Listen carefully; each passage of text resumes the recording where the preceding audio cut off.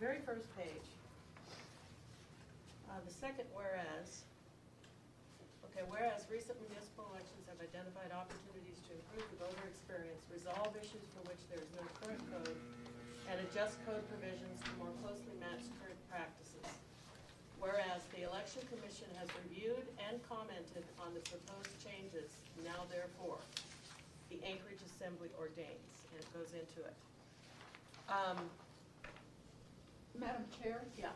So that you know where you're at, the S version, I can show you if you, let's see, if you would go to page 3 of 34.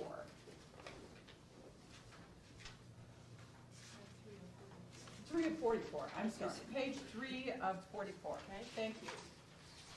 On at C, in the middle of the page there, you see where the A is capitalized and then the little a is in brackets.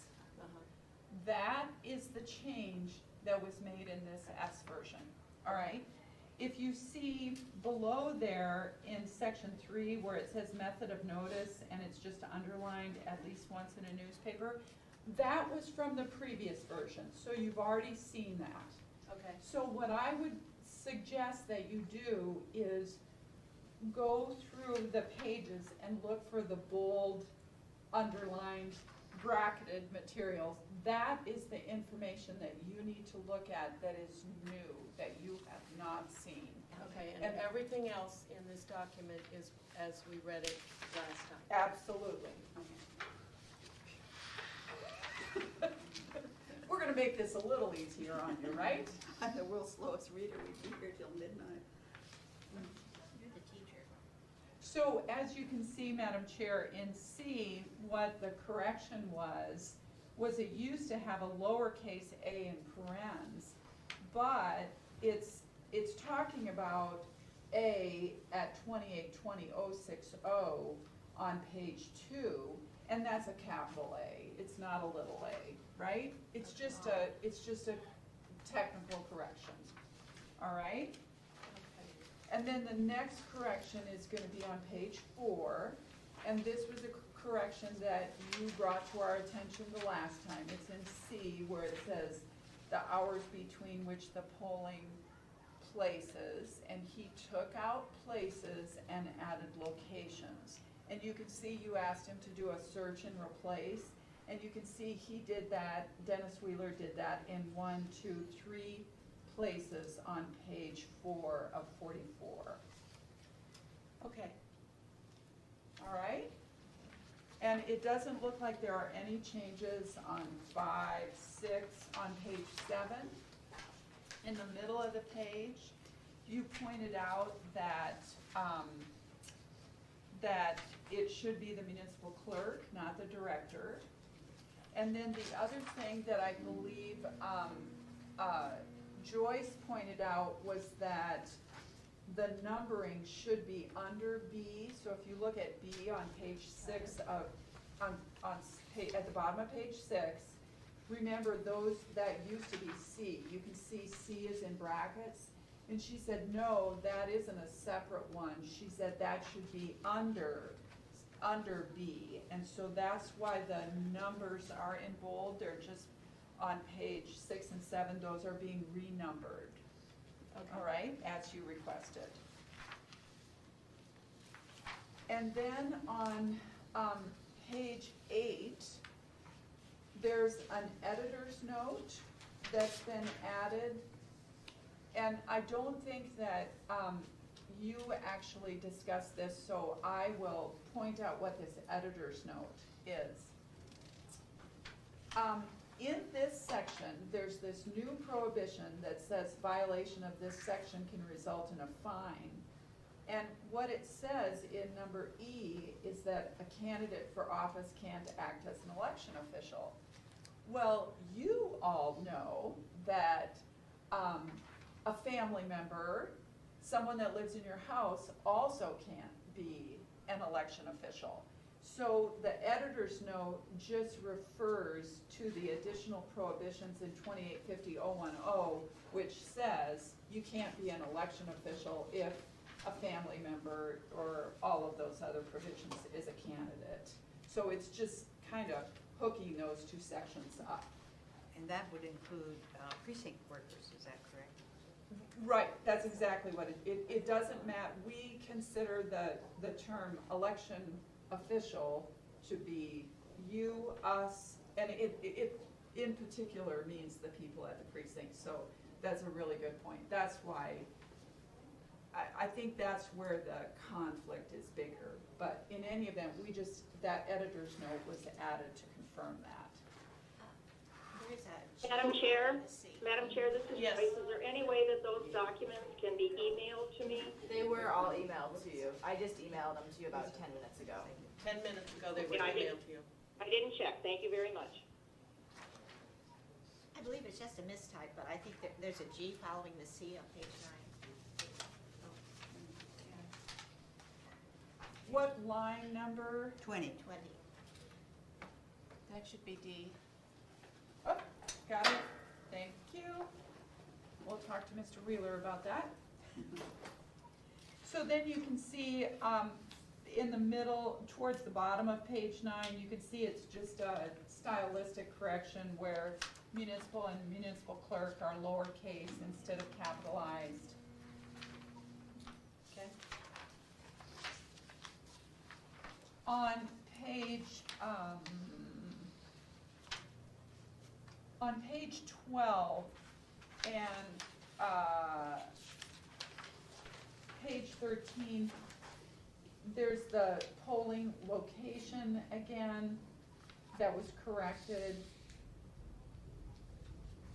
And you Where? it's in the middle of page 12. It said polling Location, place, and we changed it to polling location.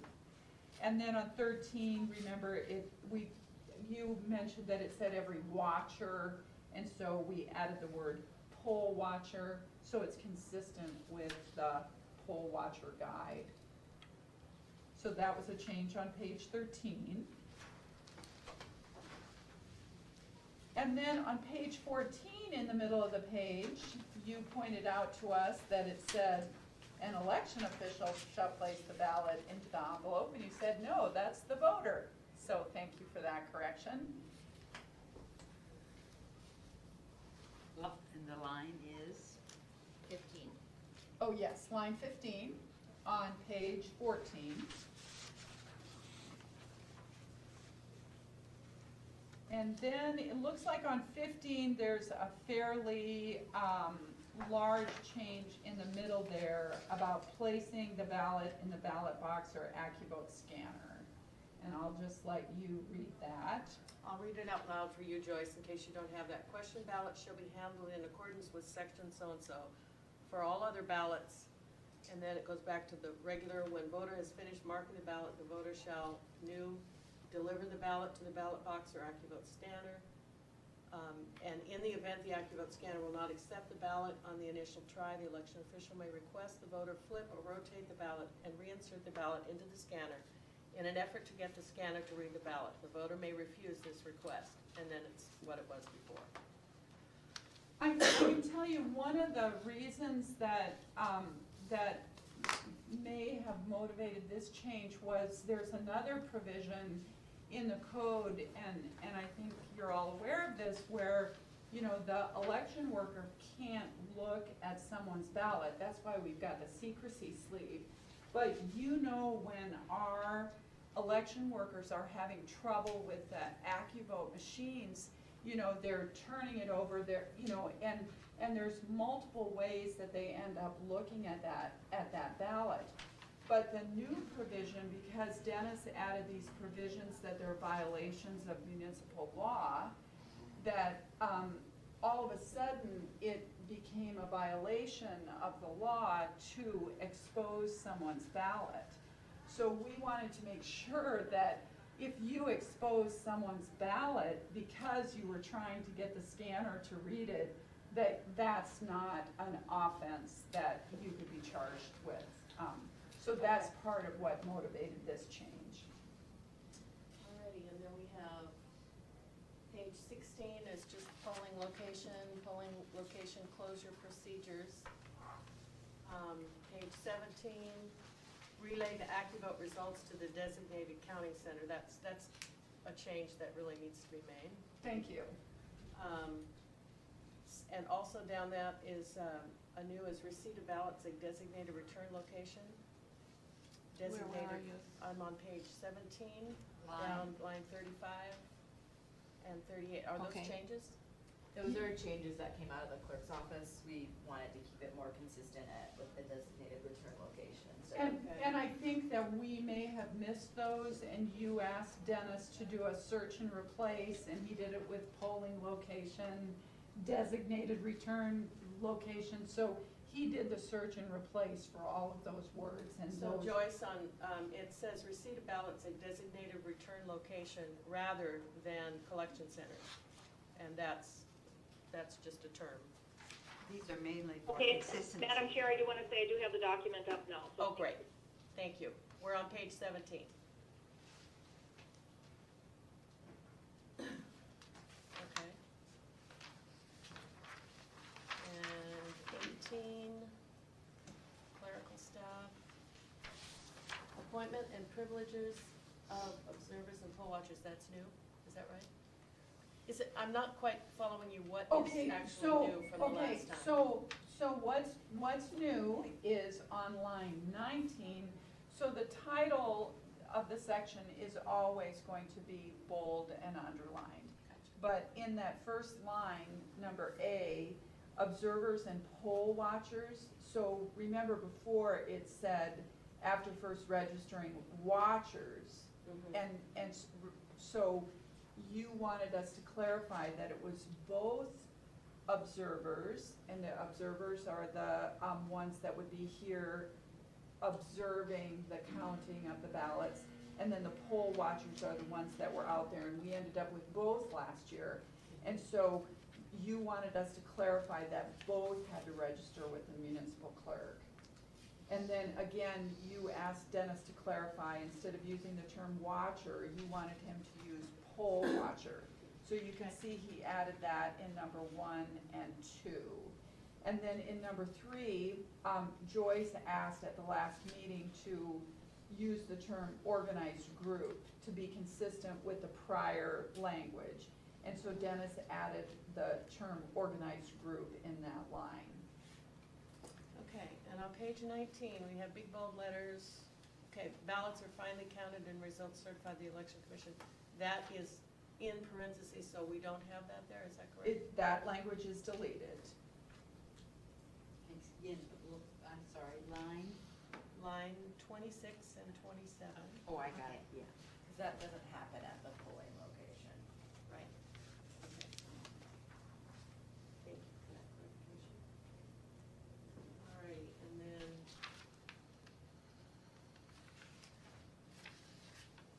At the bottom of the Bottom is page, just a yeah, weird you thing. guys pointed that out to us, so we corrected that. And on the next page, location and return.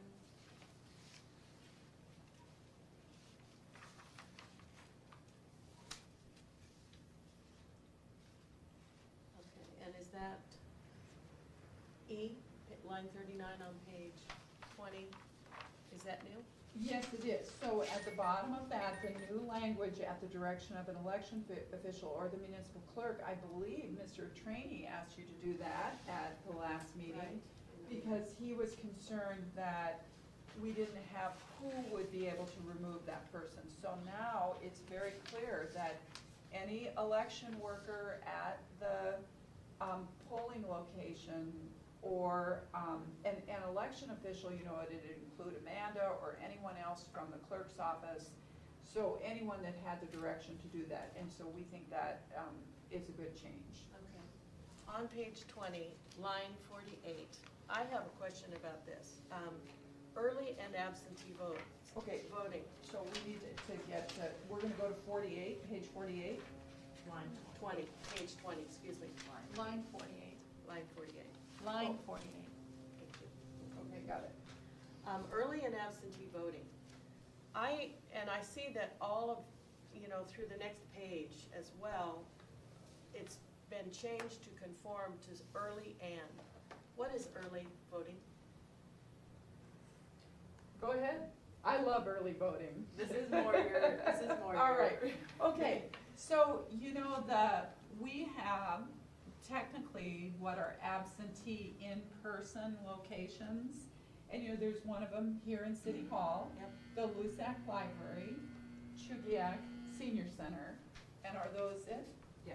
for the- So you can vote at an absentee in-person location before the election, right? Yeah. Okay, and the thing is, it's early voting, right? And you can vote early. So the idea behind it is if we use the term early voting, we may get a better turnout than if we use the term absentee in person. There's a lot of, I've been reading a lot of information on sort of some of these archaic election terms that we are so familiar with when you work elections. The general public, they don't know what a canvass is, they don't know what absentee voting is, they don't know what electioneering or camp is, and so how do you create language that is able to grab more of a section of the population than folks that are just familiar with elections? And that is the number one goal of the clerk's office, to increase voter turnout. And so how can we grab people? Absentee voting, not something that directly clicks as like, oh, I'm gonna go vote early. Early voting, Right. I understand what that means, so. Why do we have early and? Because it looks like there's two different. Because there are two There differences. Because you can absentee in-person vote on election day, and that's not early voting. Oh. There is multiple kinds of voting. There are multiple things going on, so yeah, just trying to capture. Okay, so we're not creating a new category, we're kind of renaming it. It's an existing category, we're just trying to grab it. Nationally, they say early voting much more frequently, don't they? So, Okay.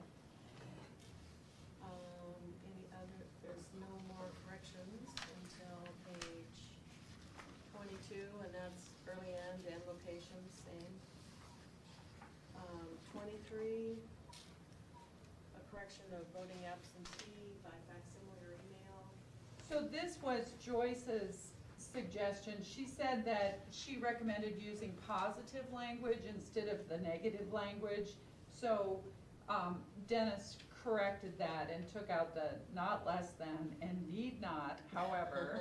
So anyway, we think that your suggestion reads much better than the way it had read before. right, you don't get tangled up in the, Okay. And frankly, it's a lot easier to count at least 7 days before the election. We all know how to count that, rather than not less than 7 days preceding, not less than. Double negatives and all that. Yeah, so thank you for pointing that one So out to Joyce, us. is that satisfactory to you? Are you there, Joyce? Yes, Yeah. yes, I am, yes, that sounds good, thank Okay. you. The next page is municipal clerk, locations, those are just, and the renumbering on page 25. Methods of counting and operation, observation, thank you. So all of those, that's the same, right? The next is on page 26, designated return location rather than counting location. And we removed or square, whatever that was. And there are no corrections.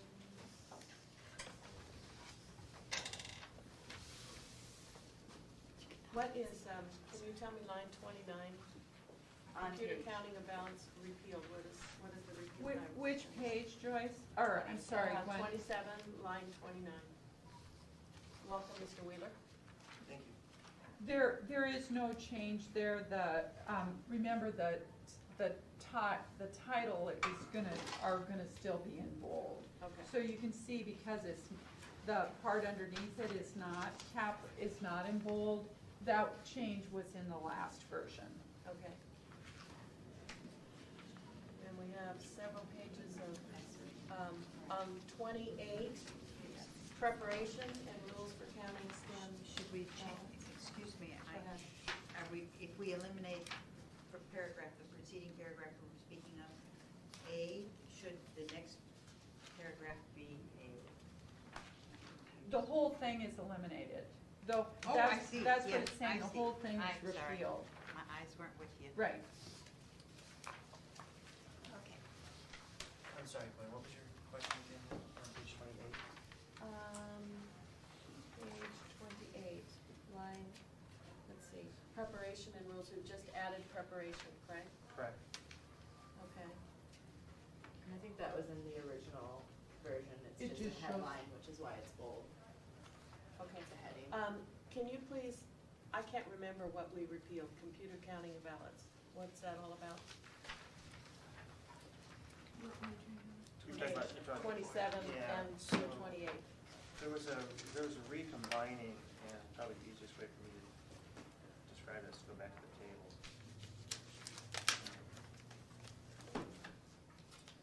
So most of what's in there is covered in 28, 50, 130 through 200, and the rest of it was outdated.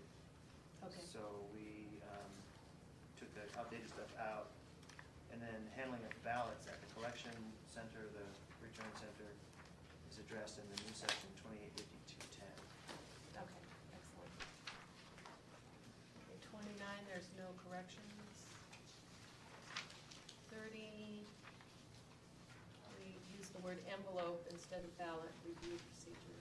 And that is a title, so that was in a prior one. Okay.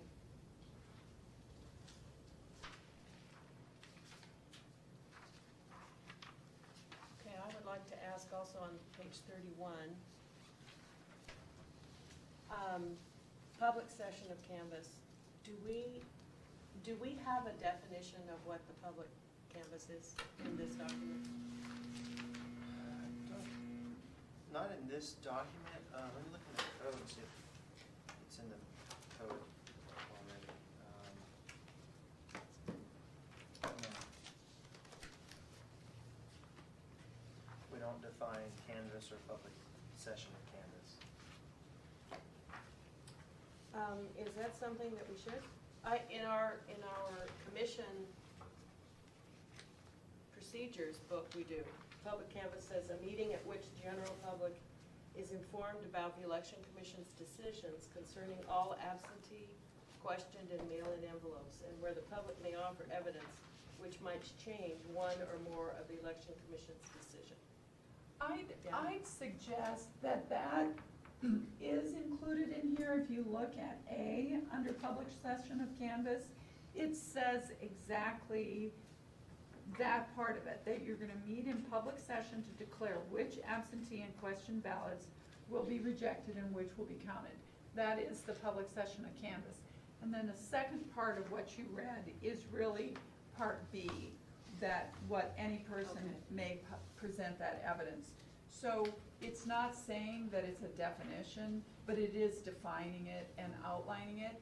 And one of the things that we did when we drafted this, we tried not to use the word public session of canvas in the discussion when we were talking about it. So we tried to change that term where we could to, like in number 2, where it says any person may present at the public session of canvas, we took that out because it's using the term canvas in what we're trying to explain that we're doing. So we changed it to, any person may challenge the rejection of a ballot. So we're talking about what actually is happening at the public session of canvas instead of saying that this is happening. Okay. Okay. Madam Chair, question. Yes. Go ahead, Joyce. So I have a question. If this is the public session of the canvas, then what is actually, is there anything in here, and maybe it is and I just don't recall right at the moment, what is the canvas then? Because it sounds like you're saying there's a public session of the canvas, and then there would be the canvas that the election commission performs of, what we're talking about here and the absentee and question ballots. So is there anywhere in here that explains that as part of the canvas versus the public session of the canvas? If you look at the top of page 30 in the S version, section 288010, time for ballot review, I mean, that's that really describes what happens. You start this review process, and then you conduct this public session. I mean, theoretically, you might get rid of the word canvas altogether, because I think it's confusing for people, but, we didn't go that far with this rewrite. I guess, but my question is, and I know this came up at the last meeting as well, that you changed under, on line 4 on the top of page 30, where you say the election officials versus the election commission, and I know there was a discussion regarding that at the last meeting, but I think it's important to have in here that it is the commission that is reviewing them, and I understand that you wanted to include election officials in there, so I feel that we should have both saying the election commission, even though we are officials. I don't think that's clear. I think that the election commission has specific responsibilities that are outside of what an election official would do, whether at the polling place or an absentee ballot location. And so I feel like that isn't very clear, even though you said we are election officials. And kind of what Amanda said a minute ago, it needs to be clear, and with terms, we were talking about early in absentee voting, that I think the word commission needs to remain in there, and then add something in there to the effect that, the election commission shall review, and then maybe say, based on, and this just came to mind, based on, the volume and the time period, that other election officials may assist the election commission in doing the review. I agree with that. Is there, you want to discuss that, guys? That makes sense, because we are responsible for, we're responsible for whether we decide that the ballot is valid or not.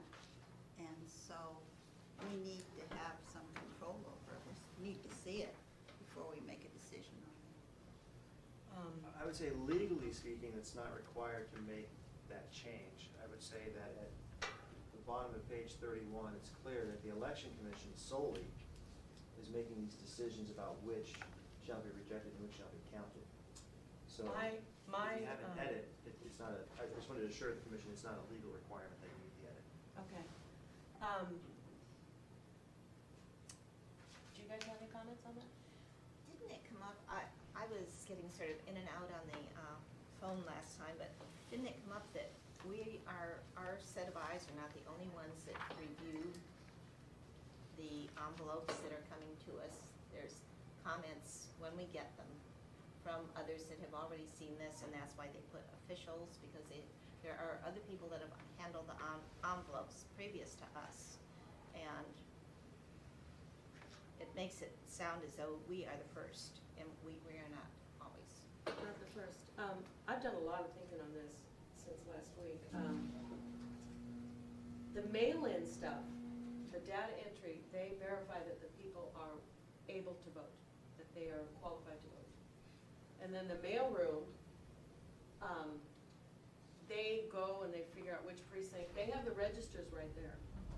And they send out the ballots to the appropriate ballot to the person. And it comes back to them, and then they mark it off that register, so that when you go to the polling days, it's marked off. You can see that they've already voted. But, now, we know that even last year, we changed a number of ones from the absentee. Do you remember that? And that we had Yes, to we do. call and But say, hey, don't mark them this way, that's not correct. That's why I thought, from what I was getting, that they changed it to officials, because it was not solely ours.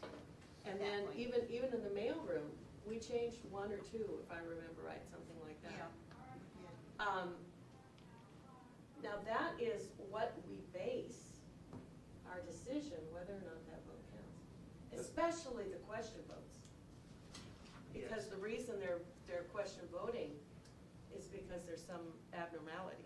The point of the change in 2880-110 at the top that has some of you concerned was to make sure that all the officials are authorized by code to participate in the review process.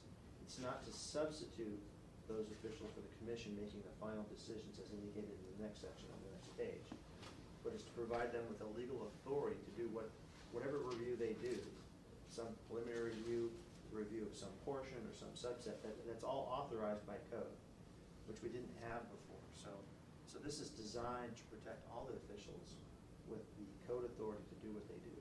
However that occurs, or whatever process that occurs. What were you saying on the next page?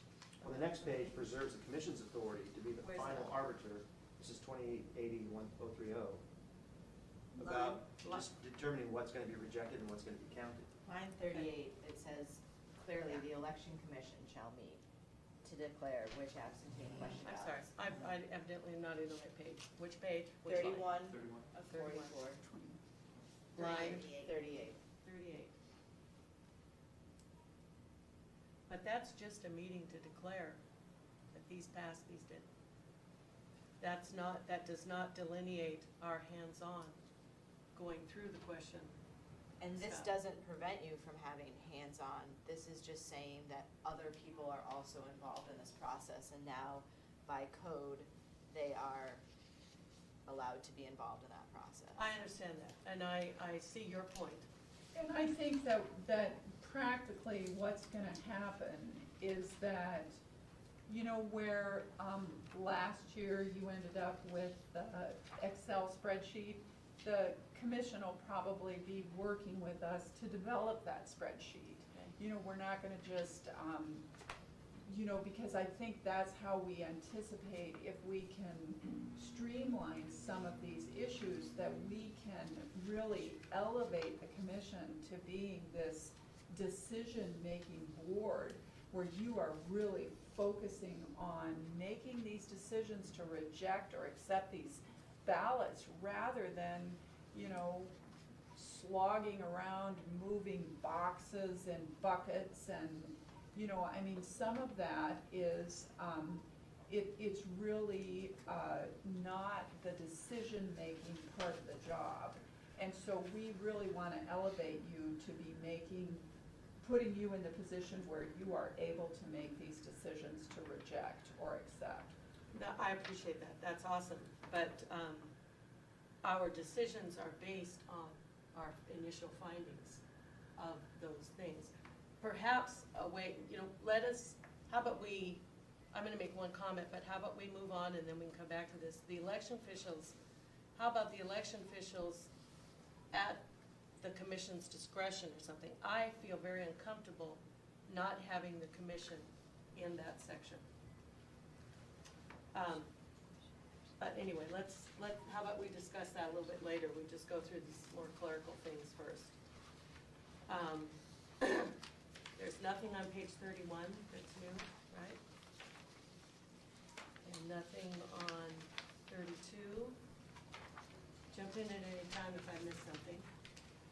Nothing new on 33.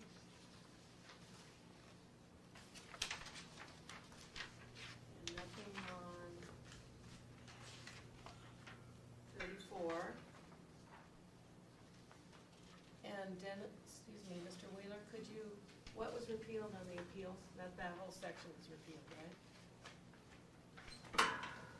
Yeah, we consolidated because you had different appeal provisions in different sections. So what I did is I created I combined all of that into an appeals chapter later. Where did I do that? It's not page here.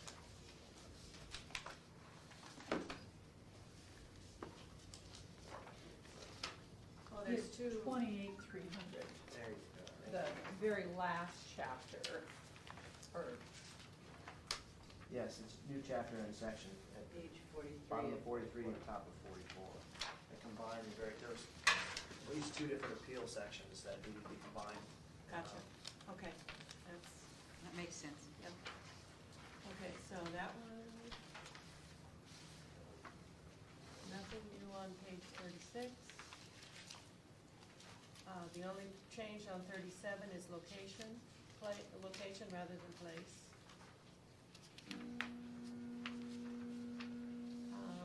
On 38, location rather than place. Return location rather than counting location.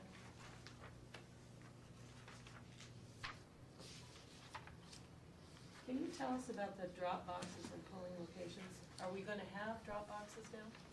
Is that a new thing, or what, tell me about that. So we talked about this last time, the drop boxes are, through conversation of moving forward potentially with voting by mail.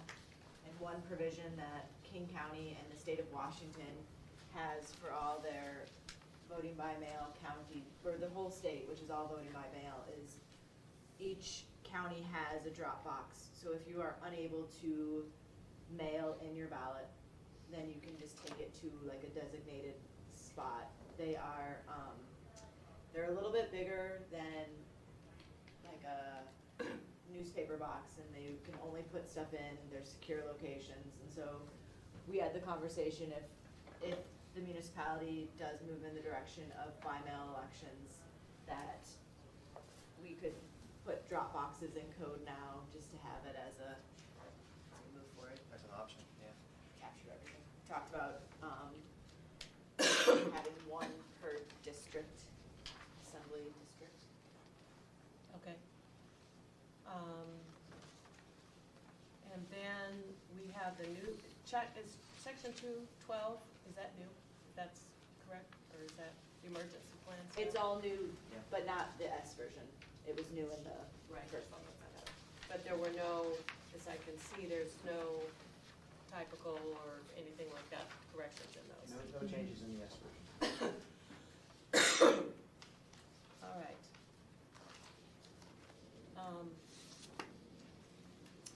And then I'd like to go to section 11. What page? That is page 39, line 22 and 24. The changes of the duties of the election commission, that's us.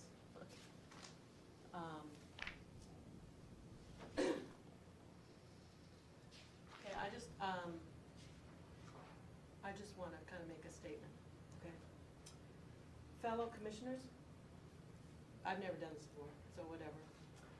We need to look very carefully at the changes proposed concerning our duties in 28-120-60 on page 38, and the envelope review procedure that we were discussing earlier on 28-80-20 on page 29. According to the Anchorage Code of Ordinances, the Title IV, Boards and Commissions, the Election Commission is listed as a technical advisory board. There's lots of different kinds of boards, but ours is listed under a technical advisory board. 4.50.45 reads, A, there is established an election commission which shall have those powers and duties more particularly set forth in Title 28. To clarify, this commission gets its working orders from the Title 28 that we are reviewing today. Any changes in those sections affect the scope and function of this board.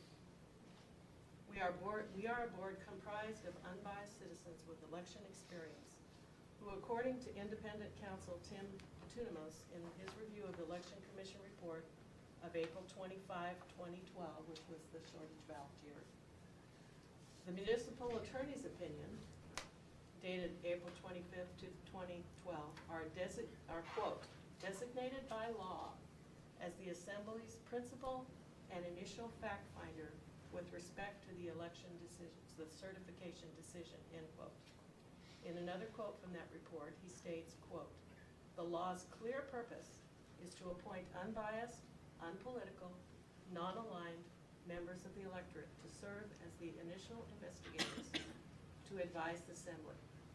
Like our jury and grand jury systems, the law provides for commissioners drawn from the citizenry, end quote.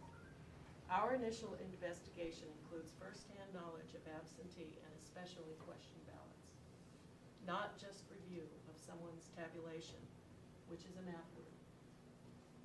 Whether by intent or not, the changes in section 28-120-60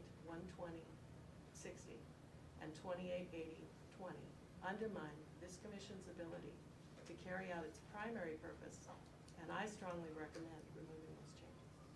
We do what? Pardon me? I'm sorry, I didn't hear that. I strongly recommend that we remove those changes. Which change are you specific? That is the, on page 39, number 5, so that's line 22 and 24.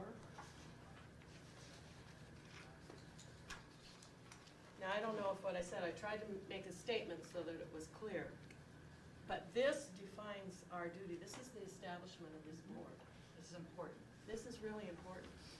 If we change, whether it's intended or not, these, in other words, we can't, if we omit, as it may determine to be necessary, then we cannot make studies or recommendations ourselves. We'd have to, we could only do what the assembly would assign. And it's possible that they may not think of something that we do. We've never really done that. We've never really assigned a study or done anything like that. But checking of codes, checking of, so, it was interesting in that quote that our role is similar to a jury or grand jury. The difference between a grand jury, one of the differences between a grand jury and a jury is that a grand jury can ask questions of the people. They can ask their own questions. They're not limited to just answer what's set, to make a judgment on what's set before them. So why does number 5, do you feel that precludes our independent? I feel it undermines our ability to make inquiry. How to- so? Madam Chair, Yes. may I just explain why I made that change? So, the purpose of making that change is to make sure that whatever studies and recommendations you want have an assembly approval before you begin work, because typically any study or recommendation you're going to make is going to involve using some resources. It may even include the expenditure of funds to do it out of a budget. Right now, the clerk's office would, if you wanted some kind of a study done, the clerk's office would have to enter into a contract to have somebody do that study, presuming they could do it in-house. If they did it in-house, they could use resources. So the idea is that you could certainly, sort of a two-step process. In A1, you act in an advisory capacity. So if you thought a study or recommendation would be worthwhile or you would recommend that it be done, then you would say, hey, look, we think this needs to be done, here's why. That's your advisory request to the assembly. The assembly would say, okay, we're going to devote resources to it, here's the time frame in which we want it to come back to us. So I made that change so that there would be that involvement of the assembly in that decision. So that way you don't have carte blanche and say, we want it done, go do it, and there's no assembly oversight of that process. I was So thinking was- that. I think that was my is. point, changing that to reflect that two-step. But I feel like the wording undermines our ability to even investigate it. Because remember on the, Sue, you were here, and Bonnie, the year of the shortage, we came up with some procedures ourselves, for instance, to find out whether or not that email that was sent out, vote early, vote often, kind of stuff. We put in place that kind of an investigation, and I feel like maybe we could change the wording to that. Your investigative authority is in 4, which is you investigate election contests. Okay. So are you asking whether you should have the ability to just initiate your own investigations even if there's no contest? No, I'm not really suggesting that. I'm saying that even my looking into the code, I wonder if that would be construed as, making another study, even if it's a personal study. I just know that we would go back to the code and read it, okay, what's within our purview? And I Right. don't want to make this so narrow, straight and narrow, that we don't have any room to move. Do you understand what I'm saying? Yeah, I mean, you service the cannabis board, you act in an advisory capacity to the assembly and the clerks. You study and recommend changes to the assembly and the clerk about ordinances. The only change I've really made here is that if you have some other study or recommendation that you want to conduct, then you have a check with the assembly to make sure that the assembly's okay with that. That's, I don't mind that. Before you I- actually yeah. initiate the study or we issue a contract for the study. I think you're thinking of a study in a much bigger, more financial deal than what I am. I'm thinking of, I guess maybe it's covered in the other things. I don't know. Yeah, I guess I didn't suppose that. Madam Chair, if I may comment? Yes, Joyce? I I agree with what Gwen is saying, so my question to the city attorney, has there been an instance in the past where the election commission has recommended a study that, involved a lot of, resources, city resources and so forth, and that's why you're making the recommendation? Or is it because of something that occurred recently? Or I guess I'm not sure where the recommendation is coming from if there hasn't been an issue in the past.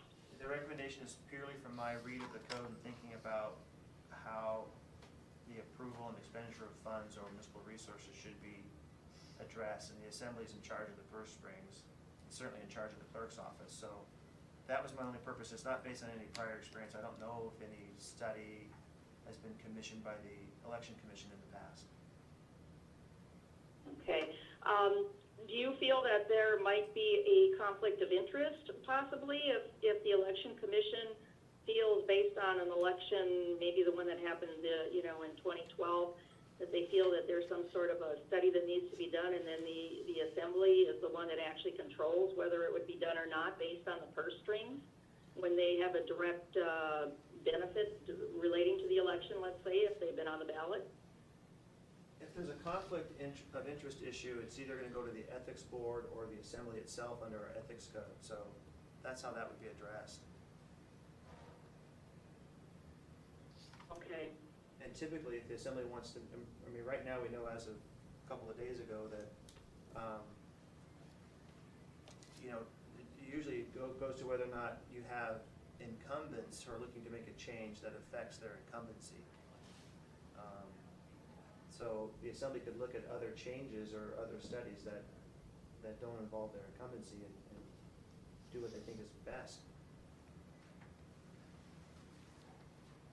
Okay, so could someone just go over the process real quickly? I think I understand it, but if someone could go over the process, let's say the election commission makes a recommendation for a study. If someone, either Barbara or if the city attorney could just run through what the process would be if the commission does make a recommendation for a study. Right, I'll break it down into two things. Let's say that the commission itself is interested in something and they were going to collect information that may or may not have a cost associated with it if it's just their own review of the election process. That's sort of what's within the scope of their advisory capacity under A1. If they're looking for something that involves a significant amount of staff resource time, which costs money, or an independent contract to bring in some sort of election expert to look at something, then what would happen is you would make that recommendation, then the clerk's office would do one of two things. It would either run it through the assembly election committee to see what they want to do and then advance it from there, or she could do something in advance of that, which is to say she could actually go out and look at what it might cost and come up with some concepts as to cost and scope, and then see if it fits within her budget or not, and ask for a budget amendment. There's a whole bunch of different ways she could approach doing that, but in either event, if there's going to be an action, the election committee will recommend it to the full body, and if there's a contract, it'll go through the contracting process, which involves assembly approval if it's of a certain amount. So for example, if it's professional services over 30,000, or Similar to Some- the Judge Hensley. yeah, The clerk's office requested a review of the 2012 election. The clerk at the time, Barbara Goldstein, wrote a letter to the assembly requesting a review, and then they put out a contract for Judge Hensley, and the assembly approved the $30,000 contract to Judge Hensley for his review that he then conducted, so. But it was ultimately the assembly's responsibility at the end to appropriate. right, exactly. Okay, well, I very much appreciate your conversation on that. I am more okay with number 5 now. I don't know, what do you guys think? Yeah. I don't think it puts any limitations on us. I didn't Okay. think so either, but. Okay. What about you, Peter? I'm okay. Joyce? I'm okay. Okay. Now, number 6, which is line 24, review the results of the election officials' tabulation. And which replaces review questionable and absentee ballots. I don't want that in there. What does it mean? Yeah, that's. It means that at somebody's discretion, presumably the clerk's office, they could assign election officials, which could be the mailroom, it could be the people that they had to, for the recount, anybody. I mean, even a precinct person at the polls is considered an election official. So under this, anybody who the clerk deems as an election official could be put in charge of looking at the questionable and absentee ballots. And according to this, the way it's written right now, we would not necessarily have to look at them at all. So define your version of what tabulation, what is it that they would To me, a tabulation, to me, what that looks like is that report at the end, okay, we had so many that were rejected because of this, and so many rejected because of this, and so many rejected because of this. But we would not have direct control over that, which we give the report on in public session. I mean, how did you like coming in last year, or this year, getting the documents as we come to the door? I mean, and presumably that won't happen. Yeah. But that was a very uncomfortable position to be put on to make, because our decision is kind of the final decision as to whether a vote counts or not. And to not have that criteria thoroughly investigated, I don't want to be in that position, to make a judgment about whether vote counts or not. Because you guys know that when we were doing that, we made changes that other elected officials said were okay. So I would say, my guess is around 30 to 40 votes we changed from what they had designated as. We didn't change any votes, we accepted or rejected. Exactly, Yeah. exactly. So I'm uncomfortable to let that go to. So, Just somebody Madam Chair, if else. I might, to kind of walk through this process. And under 288010 on page 30, we changed the word commission to officials. So that Wait, say any- again, what page? Sorry, page 30 at the top, 288010. That's where we changed commission to officials. And of course, commission is included in that definition. That broadens and covers all the different officials who may review some part of this question and absentee ballot process. Then it falls to the election commission on the next page under the public session of canvass to declare which ones are going to be rejected and which will be counted. And that involves whatever level of review you guys want to make sure that you're comfortable with your rejections or acceptances. And then at the end, which is the provision you're talking about, the commission solely is responsible for the review of the results of the tabulation. So you're in charge of that final report, your final tally. So, I think your concern may be anchored back in 288010 more than maybe in 28-1-2060 about reviewing the tabulation. I think your concern is how much control and does the institution solely hold the responsibility for reviewing question and absentee ballots, envelopes. And I think the clerk's office is saying right now that current code says the election commission shall review these things. But we know that we use election officials to help in that process depending on how big the election is and how controversial it is. And certainly in the recount process, we use a lot of people to help us, right? So I think that's really more where the discussion is versus how this review of the tabulation at the end is written. I mean, certainly you could write in a number 7 that says you review the results of the tabulation and you review question and absentee ballots, because you certainly do that when you're in public session of canvass. Right, you do a level of review because you're determining what gets rejected and what gets accepted. So During the public canvass? certainly Is that during the what public you're canvass, and certainly it's available under the review process leading up to the public session of canvass. One suggestion I have is on page 30 at the top where the time for the ballot review, which is, as you say, that this concerns me, But on page 39 in duties, that is the establishment of what we do. And to say we're not going to not have the questionable and absentee ballots in there, while that may not be your intent, I'm looking at the future where, and perhaps what you're thinking, I don't know, but perhaps what you're thinking is moving it towards a mail-in ballot kind of thing, where, which the volume, from what you were saying the other day, could increase from 20% to 85%. That would be a huge difference. So I can understand your looking at forward on that. But perhaps we could change the reading of page 30 to the commission, well, something about elected officials at the commission's discretion, so that it's not just, because we need to have some kind of control over this process. If we're gonna make decisions on what counts and what doesn't. I don't think that this takes away your control in that process. It just expands it. I like having an election official, the way we've done it before is we always work in teams of two, so that there is a double set of eyes and all that kind of stuff. But we had one commissioner with one elected official, like you were saying from the clerk's office before. Or the year before, we had another helper who was familiar with the program and stuff like that. But,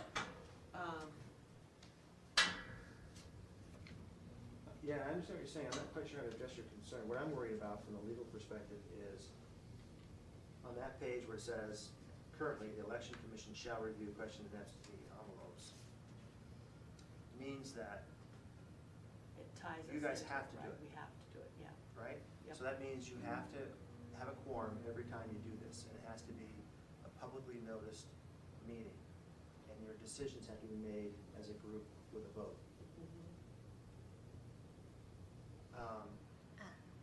What? That's What?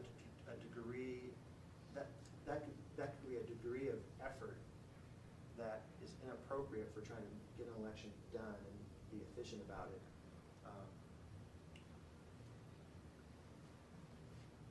Madam Chair, I guess I agree with your comments, if I could interject here, and Yes. I understand what Dennis Wheeler is saying, but if you look on page 30 on line 4, I don't see any reason why it can't say the election commission, along with election officials under the direction of the election commission, shall review question and absentee envelope. Because then that leaves it in the code that the election commission is part of the process. I guess I'm not comfortable with the fact that it's been stated that, the election commission are election officials. I understand that, but as Gwen said earlier, that could include anyone. And so I feel that the election commission has a responsibility, if they're going to certify the tabulation, and I agree with Gwen's comments on that word too, certify the tabulation, that they need to be involved with that process. And I'm not understanding the reluctance to include the election commission as well as election officials. I just wanted to make one comment. It really doesn't include anyone. I want to make sure that I think very highly of all of our election officials, and keep in mind that everyone at the precinct, everyone that's working here, everyone in my office, we all are taking an oath, before we do anything with these ballots. And so we're all more than just the general public. We're really pretty special folks. So let's remember that. Absolutely. But I also know that those ones that we corrected from the library, that was a seasoned election worker. And it seems like our position is just a little more particular, What was the correction that you recommended, that you were offering, Joyce? Something to the effect like the election officials the election commission, along with election officials at the direction of the commission, shall review question and absentee envelopes. So that leaves it in there that is still part of the election commission responsibility as well as election officials. And I feel that that's important. I'm going to say this again. I feel that's important because, as I said, even though we are election officials, we're more than election officials. Just like the city clerk is more than an election official on election day, just like the deputy clerk is more than an election official on election day. Those are my comments. Madam Chair? Lena? I'm okay with adding an "and commission," but I don't think that I can recommend that the election officials be under the direction of the commission. To the extent that that implies that you're the Yeah. supervisors, and if there's problems with what these officials are doing, and there need to be changes made, and I think that's a whole avenue you don't want to get into. How about at the election commission's discretion? Same potential issue. Remember, you still have the public canvas review, and you have the final results tabulation. So, in terms of the ballot review, the early initial ballot review stuff that's going on page 30, it seems to me that the municipal clerk is going to set up a process whereby she can use those officials to do as much of the preliminary stuff as possible, and then hand it off to the commission in good shape so you can take it from there. How are you guys gonna meet and decide and delegate and do all of that through public meetings in this short time period? It's really an efficiency issue more than anything. Doesn't the clerk have ultimate responsibility? Under the code, the over- clerk is required to supervise the elections, yes, it's 2810. So couldn't the commission always address to her any concerns that might come up? Absolutely. I mean, we don't want to usurp the clerk. No. No. That's I always think we're been the splitting procedure. hairs. Yeah. Well, I'm What just- if it read, what if A read, the election commission and election officials shall review question and absentee absentee envelopes, I'm sorry. What about the word "along with"? The commission along with elected officials. I think co-drafting would not. Not like that. So, The problem is, practically speaking, we work independently and then it collectively gets together. We don't want to be in a position where we have to look over everything an election official has done. Is that? And I remember, I think it was last year, maybe the year before, one of those situations where we had people down at the other corner, meeting in a little circle, doing different things, and making different decisions, right? And really, you have this code that says the commission does all this. That means you've got to act as a body. You have to meet and act and vote as a body, not individually. But by making this change, by inserting officials, we cover that so that officials in small teams can make these decisions, because they're all preliminary. They're all preliminary decisions that then the commission has a final say in at the end, which is important, yeah. okay, to me, one of the big issues, hi Barbara, is the interplay between the commission and the clerk, where say you had to move to Missouri next year, okay, for some reason, and another clerk is in your place, how she determines the line is, excuse me, may not be the way you do. Do you know what I mean? So what, in doing this Title 28, because we're setting the rules for long-term, not just now, or whatever.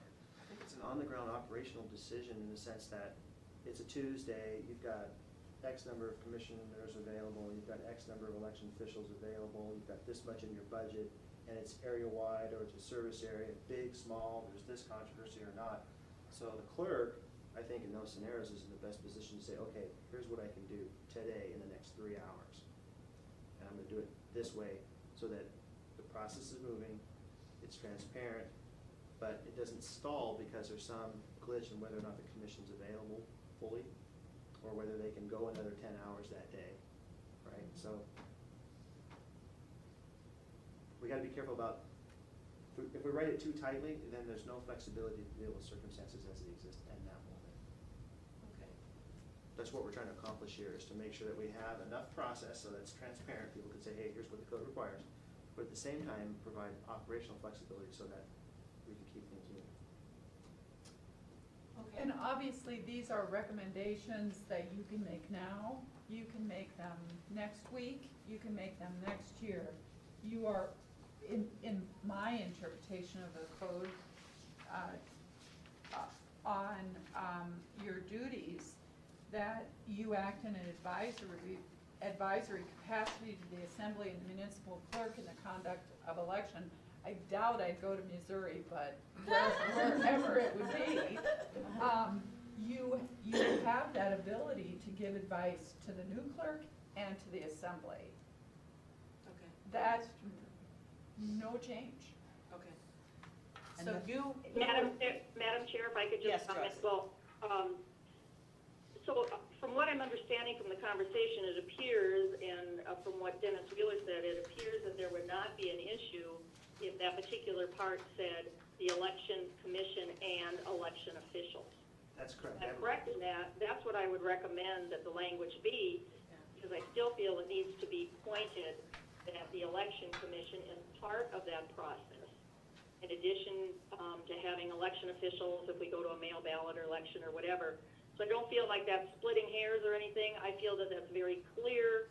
It makes it clear to whoever reads this. It makes it clear to everybody, and I think it solves all problems on Mr. Wheeler's concern and Barbara's concern, and also those of us that have spoke on this issue. I'm not sure about the other commissioners, but to say the election commission and election officials. So that would be my recommendation. Does that mean we have to both do it then? Well, mean- that would be determined later, what degree, right? Well, Yeah. you know, I'm gonna tell you, that is what's already happening. I mean, technically, the by mail board, Amanda, me, you know, even, I believe the municipal attorney is also considered an election official. And you remember Dennis was in the office, we were, or in your conference room, we were all reviewing this stuff That's all the time. So it's really, it is an and. So can I take an informal poll? How many of you on page 30 would be comfortable with those two places saying the commission and election officials? I would be. Are you, Vicki? I don't think it's necessary, so I just, you know, I'm not that. You'll go along. Yeah. And Joyce, what about you? You said you would. Yeah.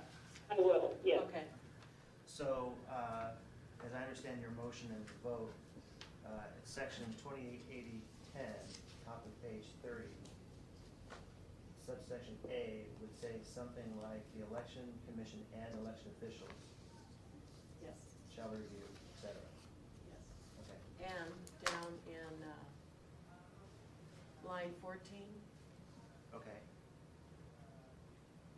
election officials, commission and election officials there as well. Okay.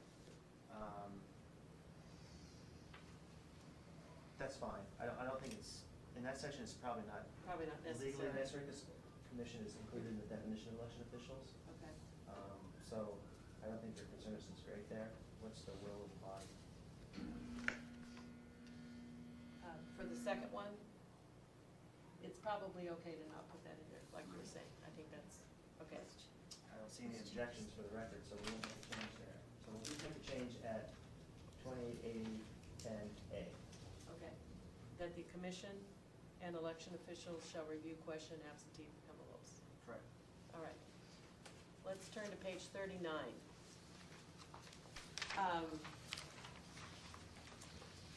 Dennis has convinced me that 5 is okay to delete as it may determine to be necessary. But, So may I make a recommendation on Yes. 6? How about if we leave review, question, and absentee ballots in there, okay, but I add a 7 so that you were clear that you're doing the demolition. awesome. That'll tie in with the previous amendment. I need to take a vote on that, or? No, would you repeat what 7 would be? So right now. Thank you, I would like to hear that too, Sure. thank you. So 6 would remain, we won't make the edit as proposed. It would read, review questionable and absentee ballots. What I would do then is create a new 7, which would say, review the results of the election officials' tabulation. That sounds great to me. And, Okay with that, pardon me? I'm okay with that too, Gwen. On number 5, are we agreed that as it may determine to be necessary? How do you feel about that, Joyce? Should we just leave that in? I mean, just Yeah. delete that, like is proposed?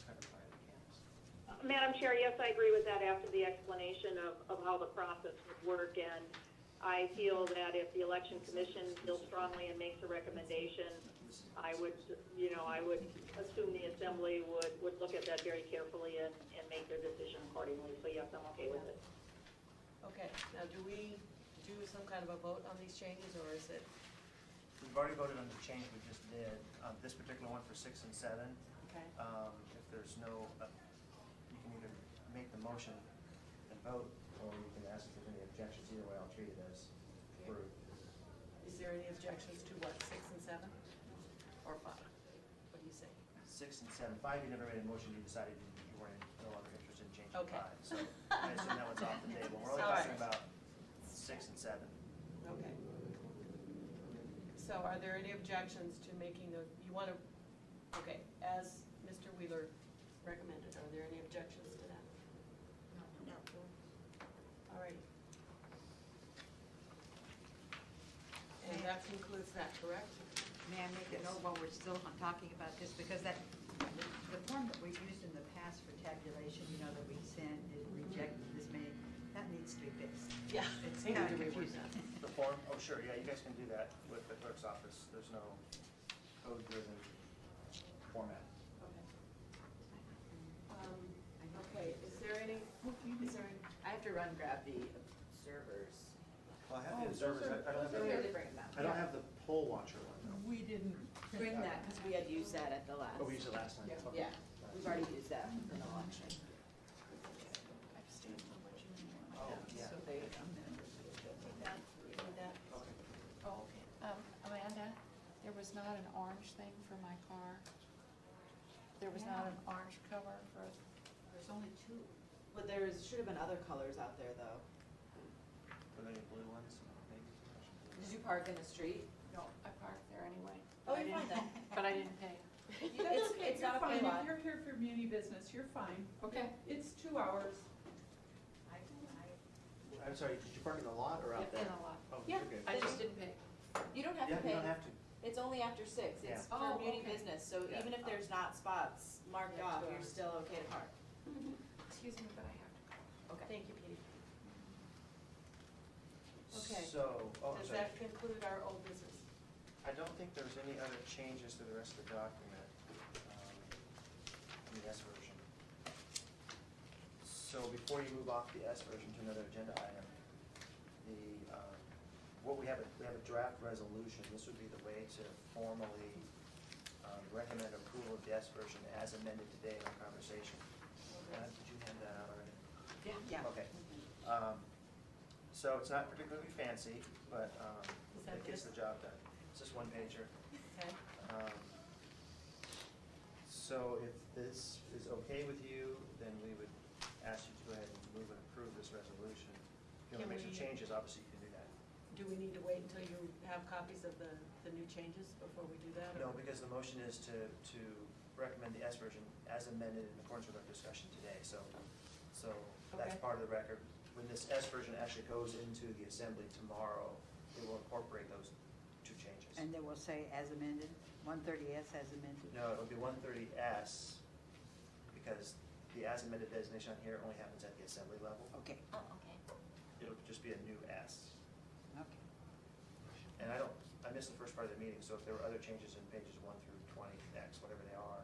There was just there were- one clerical one, a D instead of a G. Oh, yeah. Okay. Yeah, that. So I'll get that from Amanda, so the S version will have 3 changes, that one and the 2 motions that you made.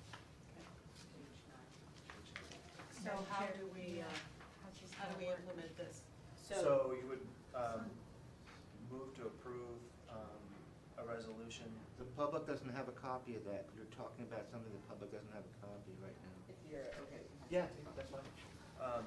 You would move to. Madam Chair, could I interrupt for a second? Yes, Joyce. It does say Chair of the Election Commission, but does not have your name. I do think we need to add that to the resolution. Oh, Sure. What can says add at the that. top, Chair of the Election Commission? Oh, but without your name. Put Gwen's name in there and then, I'll go make that edit so you can sign it. then also put a period at the end of section 2 right there. Just a- Okay. Are you gonna ask us to sign it today? Ideally, you would, because then we can Because you scan wanna it do it and by put it in the noon. agenda, Yeah. because the agenda closes tomorrow at noon, so, yeah, if we can get it in good shape for you, it would be great. So, the motion would be to approve a resolution recommending approval of the S version as amended. Do I hear a recommend? So moved. Is there a second? Second? I second that. Okay, so now we've prepared the draft. Madam Chair, I have a question. Is there some way that someone could sign my name with my initials after that, or their initials, I mean, if I gave them permission today? Yeah, we'll do that after we can, I'm sorry, through the chair, we can do that right after the vote. So if you approve the resolution and then give us direction to have somebody sign on your behalf, we'll do that. But let's get through the vote first to make sure we have it approved. Okay. Thank you. So now the item's before you, if you want to make any changes, now's the time to talk about what changes you want to make, and we can do that. Of course, Amanda's adding in the name of the chair and adding a period at the end of section 2. If there's any other changes you want to make, you can do that. It's a little confusing to me right now because we haven't organized as a group yet, as we are part of our duties. Uh-huh. Does that matter for this resolution? I mean, we're acting like we had the organization of the commission as it was in 2013 election. Okay.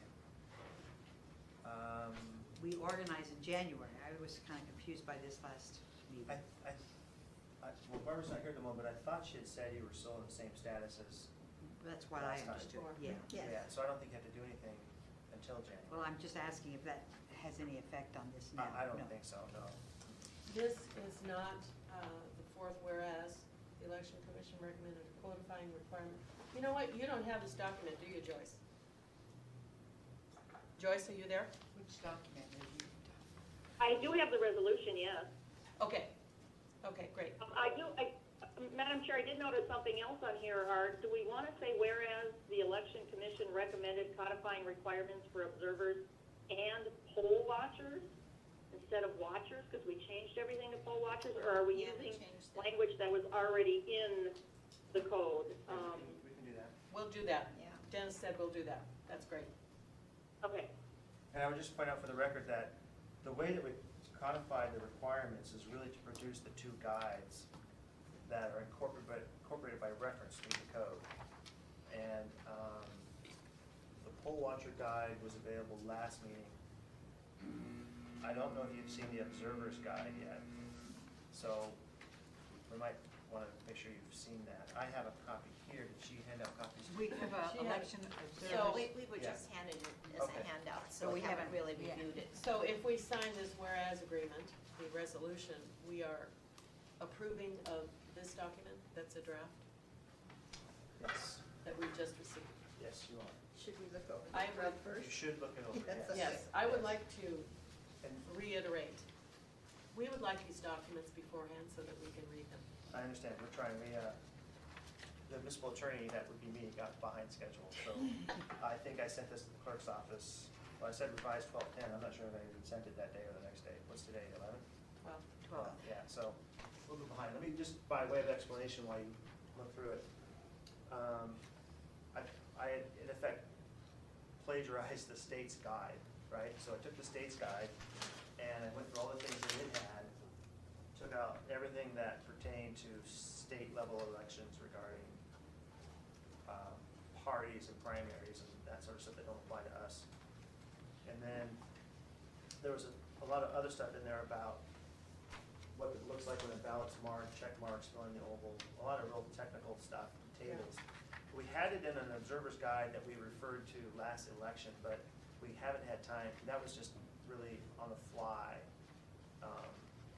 because we needed something in that recount process, and we didn't have anything, so we used that state guide. But we want this as a placeholder until we can get into a more detailed guide, which we just haven't had time to work on. So this contains some very generic information about what observers can and can't do, and how they get registered, and then some basic information about ballot challenges in case they want to make a challenge during a count with a form, and then some basic codes about, so that they can understand what the codes mean when they see them.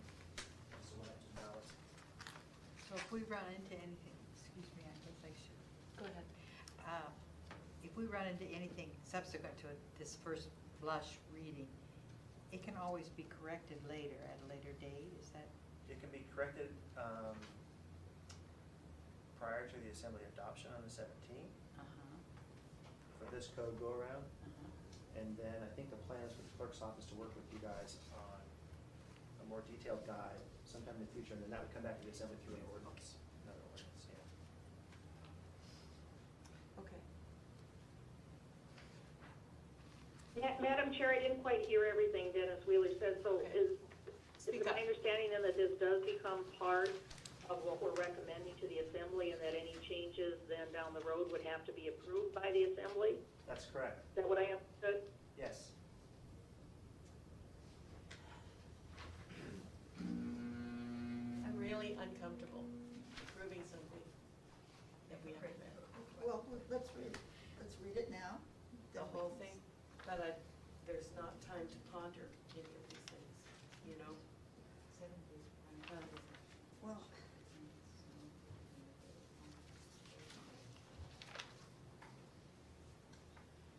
the problem of having another meeting after tomorrow, or we can read it. I know. A couple of alternatives. One, of course, is to try to meet before the 17th if you want, which I know is going to be a problem. The other option is to specifically not make a recommendation on this because you haven't had time. So we can modify the resolution to say that you're okay with everything, that you haven't had time to look at this and have no recommendation on the guide itself. I mean, the assembly is going to look at the guide, and between now and then, if any one of you have comments, you can obviously come to the meeting, or you can send your comments through the clerk's office, and those get distributed to the assembly members, and they can take those into account. It I wouldn't be an would, official action of the board, but individually, you can make a comment. I would be more comfortable with that. I would too. Okay, well, let's do that then. So we need a, we're gonna have you go edit it Yeah, again, so. observers were such gonna a add new in, thing to the commission that, Yes. add in poll watchers here, and then, yeah. let's see.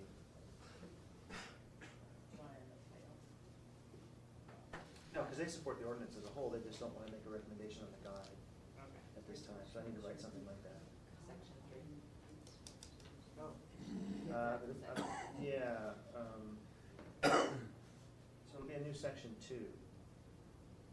It says, the election commission has not had an opportunity to review the election observer's handbook and makes no recommendation. Okay, and then section 3, then the new one would be, the election commission supports passage of the ordinance.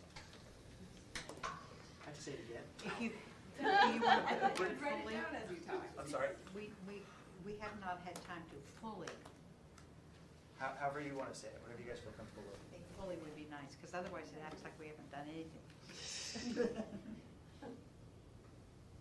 We're getting real picky here. Okay, we've been wordsmithing down to the ED or ES, that is A-OK, we want it to be right. Next, I heard this year, I didn't quite understand this, Okay. make the man sense. So the new section, if the board would like, the new section 2 would read, the election commission has not had sufficient time to fully review the election observer's handbook and makes no recommendation on its adoption at this time. And then the current section 2 becomes section 3. that. So And what we do got we, the, you did add poll watchers? I did. so what do we do at the meeting if questions come up from the assembly? Answer honestly would be what. Well, I understand, Yeah, I assume that, but, you know, I mean, I'm looking for protocol. Are we gonna expect questions? You know, I would expect that they'll probably direct most of the questions to the school clerk or to myself. They'll have your resolution. If they want to hear from the commission, they might ask, is anybody from the commission here? In which case, the chair, typically if she's able to be there, are you planning on being there? Would come up and speak to whatever question you have for the commission itself. And my, an additional recommendation is, as you've done in the past, and one of the ways that I would like to see elevating the commission so that the assembly knows who you are, Gwen is your spokesperson, so Gwen would need to come up to the microphone and introduce herself, but you may all stand around her, and Gwen, if you could introduce them, if you don't wanna stand up with Gwen, I mean, it's demonstration of support for her that you're standing there. And the alternative would be Gwen to ask them to stand and then introduce them to the assembly. I'd really appreciate it if you would consider doing that, because it really does let the assembly know there's somebody behind this. And this is on the 17th, right? What about tomorrow's meeting? Well, tomorrow's meeting is different. It's a work session, and at a work session, typically, the public doesn't speak. But, what I would, it's pretty much set up like this, where, as Dennis said, they grill me and him. But if you would be in the audience, I would like to, again, introduce you to the members. And if they have any questions that relate to the commission, we would, they can direct those to you. Madam Chairman, is it possible for us to have a brief work session addressing only the observer's handbook for the actual meeting? What about the possibility of that? Could you repeat that, please? Is it possible for us to have a work session, brief work session at least, to only Sort of. address the If you're gonna have observer's if you're gonna have enough people here to have a quorum, then what you could do is you could continue this meeting to restart at that time, whatever it is, half an hour beforehand. And then you could, in that half hour, take up the sky. And that way, it's a formal meeting that's already been noticed by so that way we don't run into problems of trying to create a new meeting and a new notice on short order, which isn't really gonna work. So the vehicle would be to just continue this meeting until that time. I mean, you continue to work through your agenda, but you could save this thing as a continuation piece. Tomorrow? Well, if that's what you guys want to What's do. tomorrow? Yes. Tomorrow's Friday, and that's when the assembly's meeting, right? We'll at least work have a session. chance to read it. Yeah. If we could meet briefly before or after, since this is not going to be included in the resolution. Any preference, and how much time do you think we need? Well, let me ask you this, if it's your intention to meet and actually try to make a decision on the guide, then we'll hold off on the resolution until that time, so the resolution matches what you're doing. If you want to do it that way, or you can do the resolution now, well, because we have to get the agenda done. You know, But you We can have to come back have, with a you new- have to have a quorum, so I wanna make sure that if you continue the meeting, if you don't have a quorum, you can't vote to change the resolution anyway, so. my thoughts are, I would like to, I think Joyce would be like to be here in person. And Petey doesn't know about it right now, but what about if we just did that later? Because, you know, I don't know, to me, it would be nice to get that thing signed and have that Yes. all set up for tomorrow, not based on an unknown, you True. know? I agree. I agree. So you can choose, you could meet on, did you wanna meet before the 17th? I mean, that's Tuesday. Any necessity to do that? No. No, passing the ordinance and having the assembly incorporate the guide, we haven't yet decided on, that's not critical. I don't think there's anything in the guide that is going to cause the assembly some concern because you haven't yet reviewed it. I don't think that's a problem. There's really, like I said, the guide is really just an imitation of the state's guide. by and large. There's nothing dramatic in there. It's just about the ground rules for how the observers are gonna behave, and how we get them registered, what form they use to file a complaint if they have one. I don't think the Assembly's gonna hold up approval pending your review. And one of the things that Dennis and I have talked about, we've noticed a couple of other tiny little issues. Well, and maybe they're bigger than the technical edits that are in the S. So we're gonna have to work through this through the next election in 2014. And we're gonna see how it works. And then as soon as the election is over, we're gonna come back and say, we need to revisit this. So we think you'll have the opportunity to revisit it shortly after the election in 14. And we'll, of course, do the same thing that we're doing now. That's what I meant by my earlier question. Oh, It's not cast in stone. Yeah. Okay, so Sue, would you still like for us to get together and talk about it, or should we just put that off? If we're not going to have to address it before next Tuesday, we can probably meet after that. Okay. All right, we'll do that, but please read it, maybe even tonight, so we know what we're Yeah. talking about. Tomorrow? Yeah, okay. Did you, What was that? I recommend that we still read this tonight, so Oh, that we are correct. informed Correct. for tomorrow.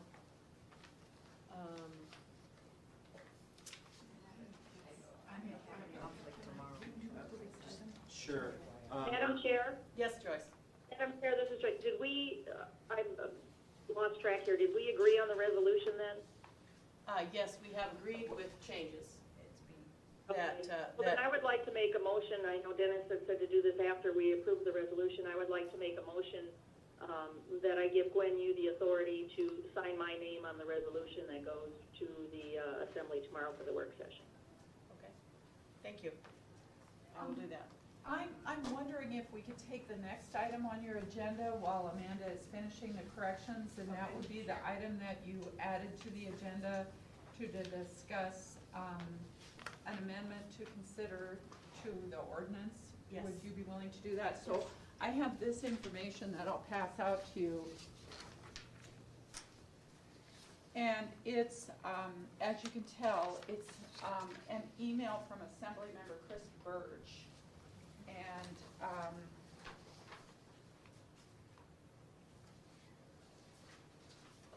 well, let's give you a minute to read it. Oh, my.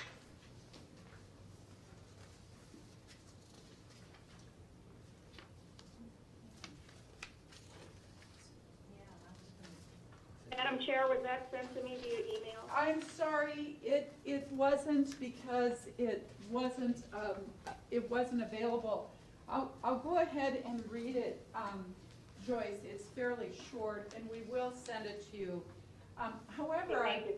I did want to point out ahead of time, this request and agenda item probably falls under your duties in either A, act in an advisory capacity to the clerk, or study and recommend to the Assembly and the clerk proposed ordinances related to elections. Now, if it does fall under make other studies and recommendations, I think this is an excellent opportunity to point out why the municipal attorney made this change here.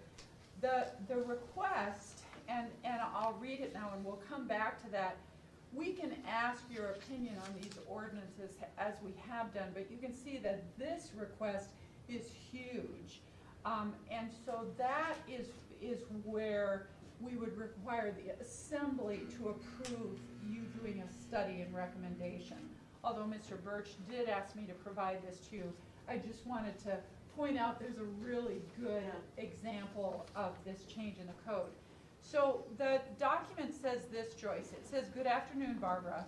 Per our discussion this morning, please provide this email to the Elections Commission to consider at their meeting tomorrow to discuss various options to improve voter turnout in municipal elections, including the option of moving city elections to November election day."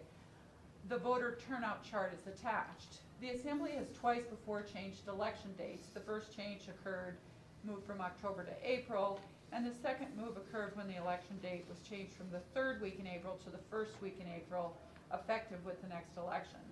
The attached chart illustrates the declining trend in voter turnout for municipal elections since the change to April in 1993.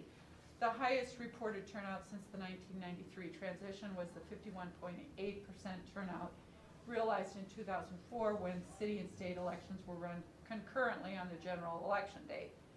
The last April's election was one of the lowest turnouts on record. I know we can do better and look forward to the discussion. Thanks, Chris. So I'm providing this to you for your information. We don't have much time left, but I wanted to make sure that this is on your plate. And as we have discussed throughout the discussion of the revisions to Title 28, we've talked about by-mail elections, and the request from Mr. Birch is to look at various options to improve voter turnout, including the option of moving the election day. And so I think he's offered a fairly broad request here. He was going to come, but apparently he wasn't able to make the meeting. But I just wanted to present this to you, and I think it's something that we can continue to discuss. The clerk's office would like your input and advice on some of the issues that we've been discussing, such as possibly doing a by-mail election, perhaps working on some graphs or charts like this. Mr. Birch did these. And so we can continue to work on this, and we would appreciate your input. So what was his source of information? He got documents from the state website, from the clerk's website.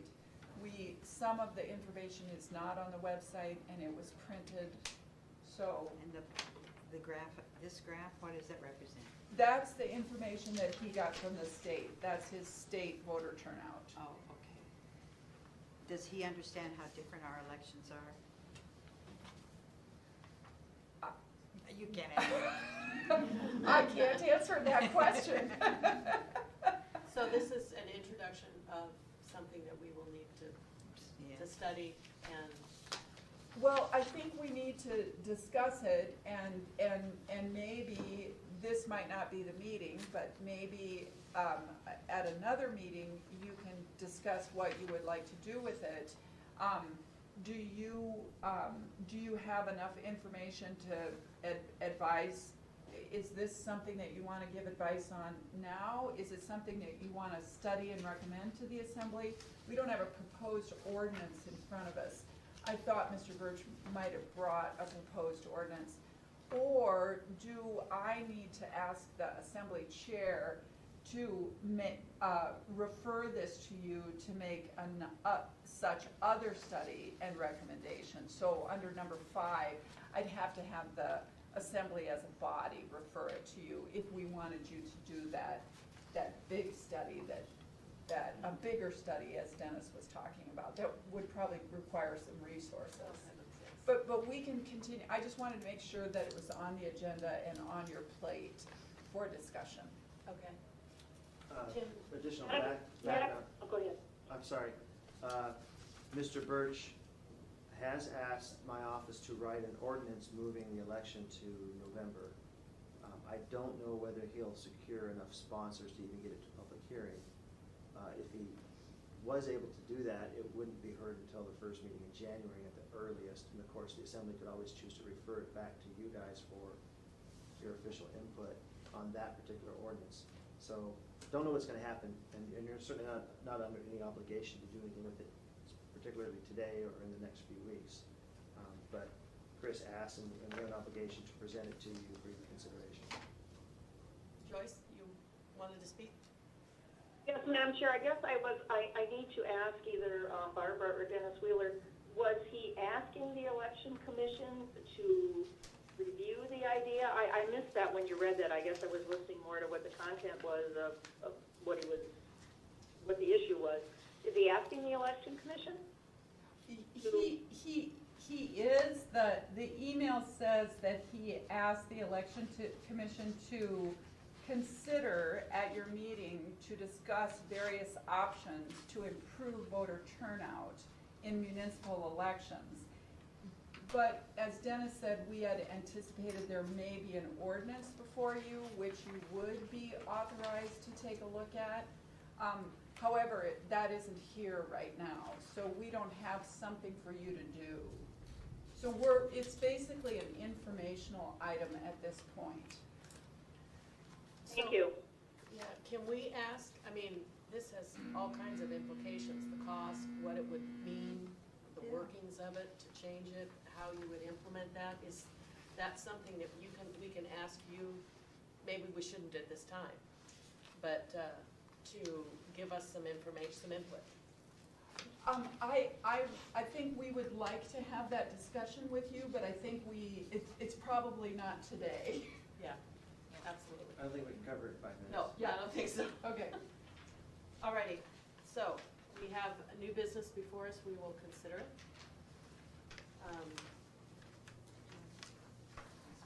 No, just wait. Any other member comments? Do you have the resolution that you're ready to adopt? It's right here. Oh, okay, sorry.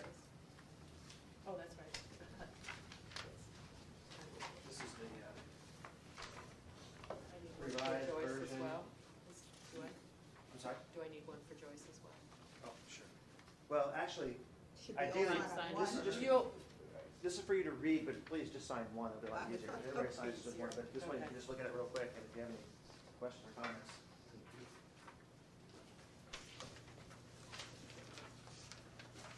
And if it looks acceptable, then, we'll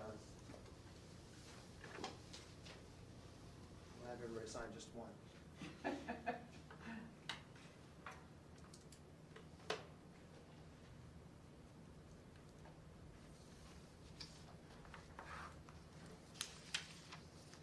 Where does it say as amended? Oh, The yeah. document is going to go before the body with those amendments. Yeah, I've already put on the record here that's the S version will contain the 3 amendments that you moved and passed today. Okay.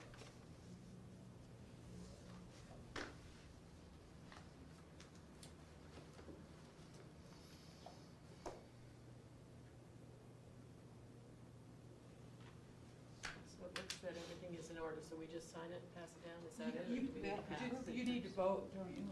Okay. Or, They kind of already did, but it's Okay. nice just to do it for the Okay. record, and so it's done. Do I hear a motion? I move to approve the document before us, resolution of the Anchorage Election Commission stating its support of AO 2013-130S. As amended, right? Say as amended. No, no, it- it's not amended. It's not amended until the assembly sees it. Those amendments are incorporated into the S version. So Dennis is going to add that, and that version will go before the body with Gotcha. those amendments in it. Okay, we have a motion? Second motion. All those in favor? Aye. Aye. Thank you, Joyce.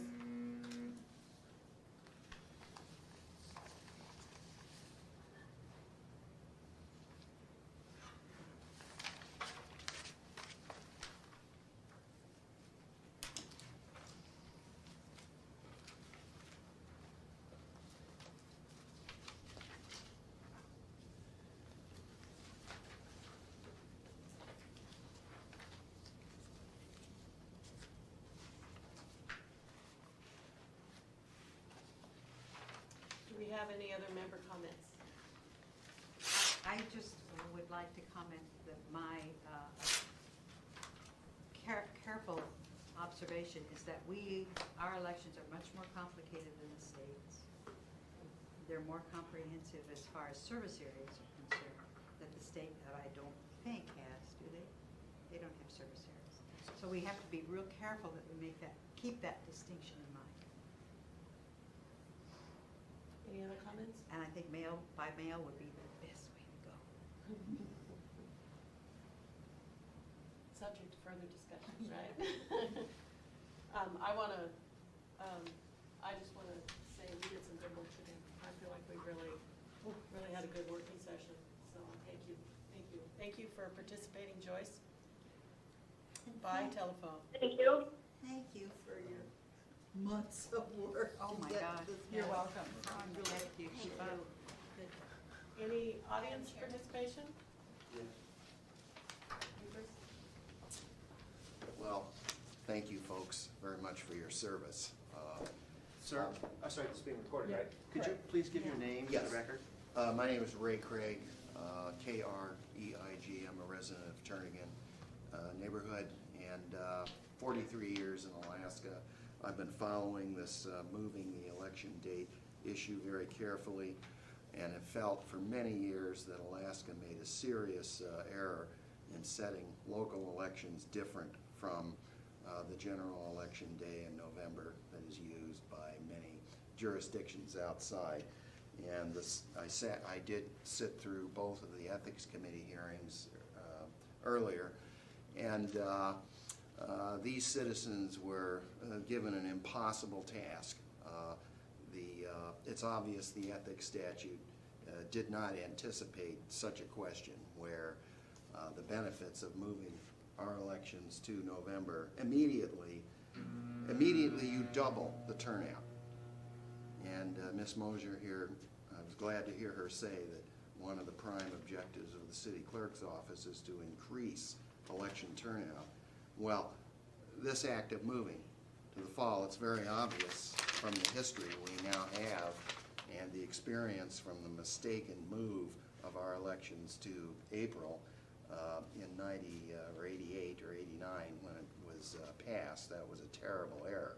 So by simply moving the election to general election day in November, you're going to double the turnout.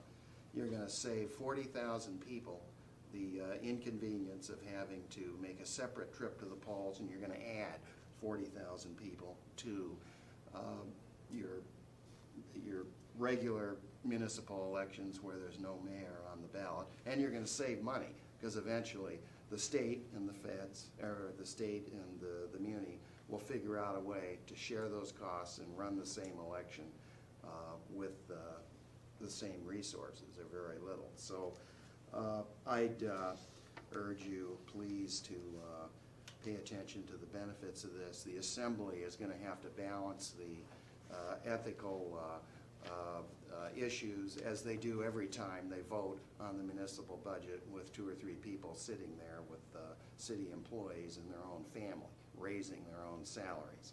The ethical issues of this, with extending terms for 6 months, are nothing compared to ethical issues the Assembly routinely, under the city code, debates, discloses, and then waives, and then they vote. So won't take up any more of your time. Thank you for your I have service. a question. Do we have a certain limit on? Yes, 3 minutes. He got That's fine. 2:59. No problem, I just was Yep. wondering. Yes. Name is Eugene Haverton. I quit, you met on December, I'll make this quick and brief, okay? You met on December 5th, Thursday, from my understanding. Did you receive a copy of communication I sent to Amanda Moser about rescheduling that meeting, and prior to that meeting? Did you at all, as members of the commission? No. Because of it, okay, I just want to make it on the record, so you didn't get a copy of that, okay. And the second thing is, you made some comments earlier, I'm not saying yes or no, they're good or not, but you read from a piece of paper statement on concerns about, can I get a copy of that statement? Because you read it to the public and the public body, I would be most appreciative if I can get that as soon as possible. You can discuss it with Dennis. Excuse me, that word discussion could mean I don't get it for unknown time. Can I simply work it today? I don't know that what she has is a public record. You can It certainly was- get a copy of the recording. Excuse me, there's a couple of copy, I'm asking for the statement that you read at the meeting today, I know what you're referring to. okay? I will confer with Mr. Wheeler, and I understand. Well, it sounded right here that I'm not gonna get it. I didn't say that, Mr. Haberman. Well, can we have an agreement here that I'm gonna get it or not? Well, you can, well, I haven't Well, seen you it can yet, so certainly get it we'll off find of out. the. You read a statement of a piece of paper, and that's what I'm asking for. Mr. Haberman, we've answered your question. You only have a couple of minutes left. Mhm. You might want to go on to your next issues, otherwise you're going to run out of time. Well, okay, and the last thing is, Barbara Jones made used the words "new clerk" reference. My question is there plans for placement, new municipal clerk or deputy clerk or whatever in the near future? Because I heard those words, it may have been meant just for the, I don't know, so that's reference to Barbara. I heard those It three was a words. hypothetical situation. Hypothetical? Okay. Just wanted to see if there was nothing in the writing that there was a change there. So it's back to that thing about me getting a copy of that piece of paper. How much time does that- that have? He has like 30 seconds left. It's been debated. The public has a right to that, excuse me. You have, and I think it's reasonable. I want to clearly catch the words. Sir, I will confer with Mr. Wheeler, but as he said, you can get a copy of the public, it's being recorded, you can So get a copy of it's that. being denied then. I'm not denying it, I'm going to confer with Mr. Wheeler. But confers, you're a chair, you can make a decision of releasing that piece of paper. Right, and I'm gonna confer with Mr. Wheeler. When Thank will I you. get a decision on that? Pardon me? When will I get, Mr. Wheeler's right here, when will I get a decision? We'll see, Mr. Haberman. I think your time's up. Yeah, your time is up. And it's 3 after minutes. 12. Oh, okay. Could get a motion to adjourn from the body. To adjourn? I so move. I said, Vote aye. We're adjourned. No objection, you're adjourned. Thank Thank you, you. ladies, very much.